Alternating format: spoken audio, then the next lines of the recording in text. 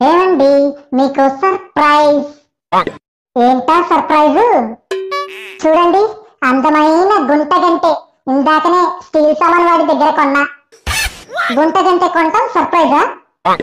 అబ్బా కనకం, నీ దగ్గర నచ్చని విషయం ఏంటో తెలుసా? ఈ స్టీల్ సామాన్ పిచ్చి.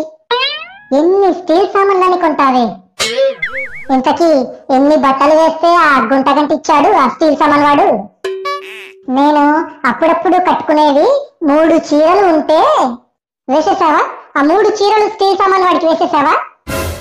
అయిపోయింది, ఇక నా వల్ల కాదు. నేను నీకు చీరలు కొనను. ఎన్నని కొనాలి? ఏం కట్టుకుంటావో నీ ఇష్టం. నేనైతే నీకు చీరలు కొనను. ఏమండి, మీరు ఇలాగే అంటారని నేను ముందే ఎక్స్పెక్ట్ చేశా. అందుకే నేను నా చీరలు స్టీల్ సామాన్ వాడికి వేయలేదండి. మరి ఎలా కొన్నావు ఈ గుంట గంటే? మీరే 2 ప్యాంట్లు ఇచ్చి కొన్నా. వామ్మ, ఇక నా వల్ల కాదు. నేనే ఇప్పుడు ఏదైనా చెయ్యాలి.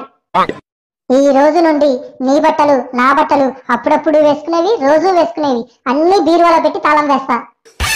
నీకు బట్టలు కావాల్సినప్పుడల్లా నన్ను అడుగు, నేనే తీసిస్తా. అంతే, అర్థమైందా? అర్థమైందండి. ఏమర్థమైంది? స్టీల్ సామాన్ వాడు రాగానే బట్టలు కావాలి అని మిమ్మల్ని అడగాలి. అమ్మగారు, ఈ రోజు మీకోసం కొత్త బిందె తెచ్చానమ్మా.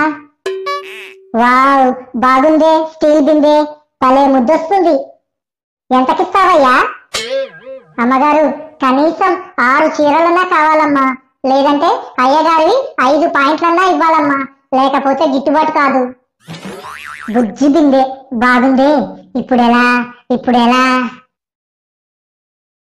ఏమండి, కొత్త స్టీల్ బిందె భలేగుంది కదా బుజ్జిముండా. నేను బట్టలన్నీ బీరువాలో పెట్టి తాళం వేశాను కదే, మరి ఎలా కొన్నావు? ఎలా కొన్నానంటే ఇలా. ఏంటే కనకం, ఆ గుండేంటి? ఆ స్టీల్ సామాన్ వాడు చీరలకి ప్యాంట్లకే కాదు, జుట్టుకైనా సరే ఆ స్టీల్ బిందె ఇస్తానన్నాడండి. ఎలాగూ మళ్ళీ పెరుగుతుంది కదా అని కట్ చేసి ఇచ్చేశా. బోడి స్టీల్ బిందె కోసం ఎవడైనా గుండు గీయించుకుంటాడా? నీ పిచ్చ, నీ మాలోకం. నిన్ను ఎలా తిట్టాలో కూడా నాకు అర్థం కావట్లేదు కదా, నా వెర్రి మాలోకం.